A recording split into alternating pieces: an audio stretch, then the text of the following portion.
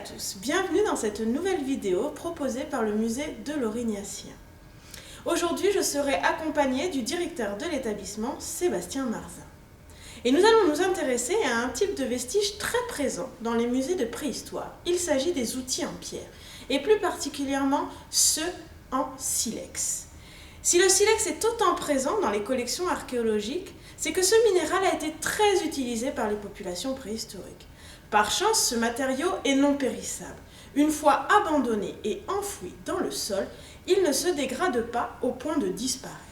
On en retrouve donc dans un très grand nombre de sites et en très grande quantité. Aujourd'hui, les recherches archéologiques montrent que les australopithèques taillaient déjà la pierre il y a près de 3,6 millions d'années en Afrique. Dès lors, on utilisera ce mode de fabrication d'outils jusqu'au début des périodes historiques. Et oui, même les Gaulois taillaient encore le silex et notamment l'utilisaient avec ce que l'on a appelé les briquets gaulois. Au cours des millénaires, on constate différentes manières de tailler la pierre. On observe au même moment des concepts différents selon les populations et les régions du monde. Par exemple, Néandertal n'a pas les mêmes concepts de fabrication que Sapiens. Cela ne veut pas dire que c'est moins bien ou mieux, c'est juste différent, car cela correspond à des besoins autres. Rappelons-le, on taille la pierre pour fabriquer des outils utiles à notre vie quotidienne. Les archéologues spécialistes de la pierre taillée, que l'on appelle des lithiciens, ont su mettre en évidence différents grands concepts de taille. Mais comment font ces archéologues pour obtenir autant d'informations ?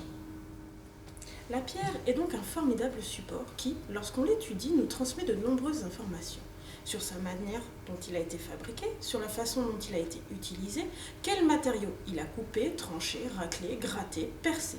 Il nous en apprend aussi beaucoup sur les territoires parcourus par les populations préhistoriques et leur stratégie d'approvisionnement.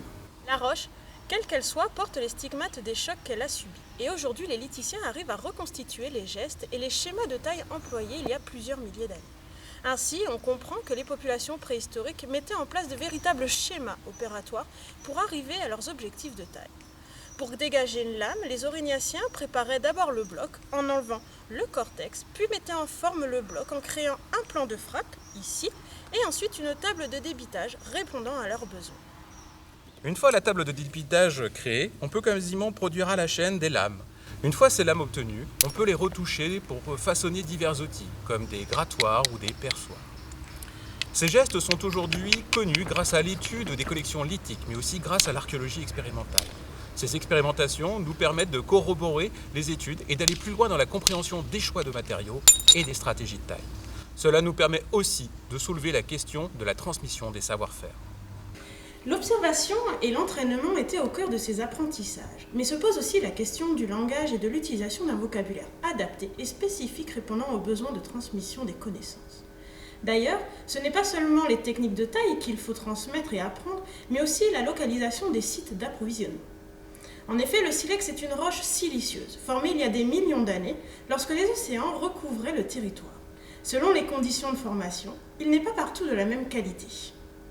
Comme en témoigne cette carte, les populations préhistoriques parcourent un large territoire pour s'approvisionner.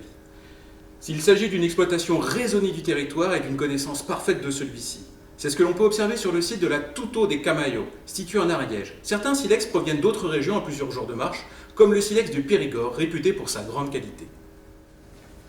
En conclusion, au Paléolithique supérieur, le silex est un des matériaux les plus recherchés pour sa robustesse, ses propriétés tranchantes qui permettent à ces populations de fabriquer un très large éventail d'outils adaptés à leurs besoins.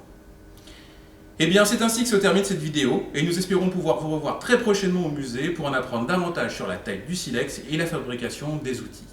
Nous vous disons donc à très bientôt pour de nouvelles aventures.